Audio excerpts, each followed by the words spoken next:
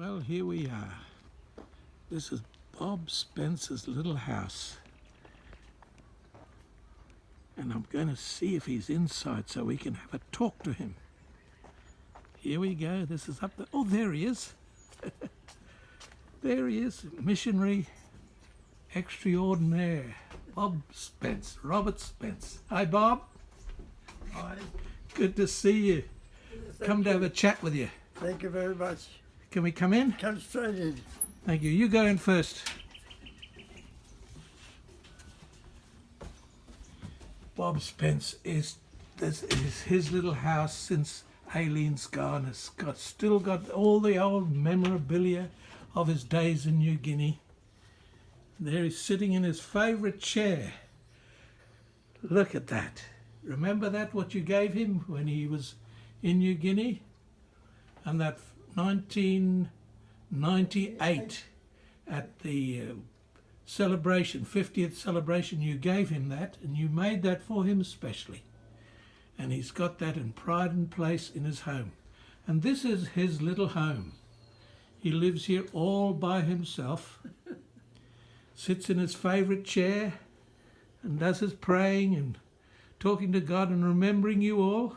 That's right. And then here's his lounge room and his dining room. And look at his pictures. He's got some lovely photos. There's Aileen. You remember Aileen? Beautiful Aileen. Anyhow, here's some more. Oh, look at this.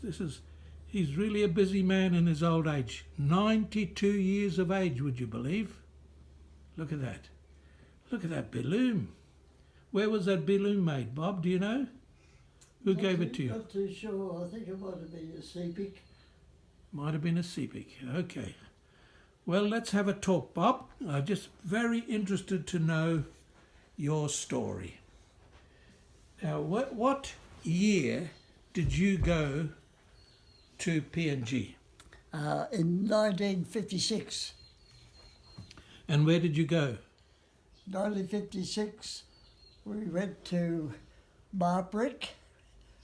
We flew in from Wewak, landed at the Marbrick airstrip, and we spent the Christmas time and New Year time at the Marbrick mission station.